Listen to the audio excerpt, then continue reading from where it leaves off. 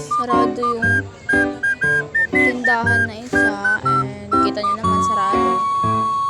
And baka pumunta tayo sa ibang tindahan. Bye bye. So ayun, nakarating na tayo sa bibili natin ng milk tea. Kaso nga lang, nahiya ako mag-montage, kaya di ko masyado na-videohan yung place. Kaya sorry. So ayun, nahiya nga ako. So may tinda din silang pizza. Bili kayo dito. Hulaan nyo kung saan. So ayun, coffee yung bibili natin. Yun. Wait nyo lang. Medyo boring kasi yung video ko na to. And ayun, minontage ko na nga yung coffee / pizza and yan, coffee cafe and cakes and pizza. Yan, dyan na tayo sa loob.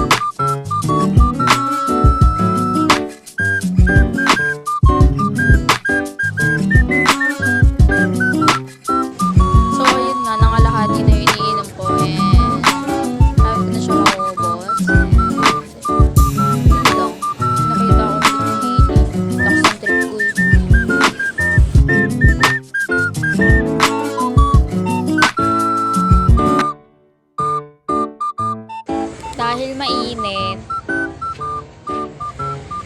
nag-coffee.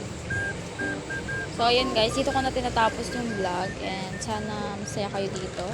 And wala na makakwenta-kwenta to. And subscribe nyo na ako para yun lang. Kung nagustuhan mo tong video na to, subscribe mo ako and follow mo on TikTok. Kasi magagawa na ako ng account doon and mag-upload na ako. Ewan ko kung mag-anime ako or magbablog. Basta kung ano mangyari sa buhay ko, ibablog ko pa rin yun. And thank you for watching. I love you all.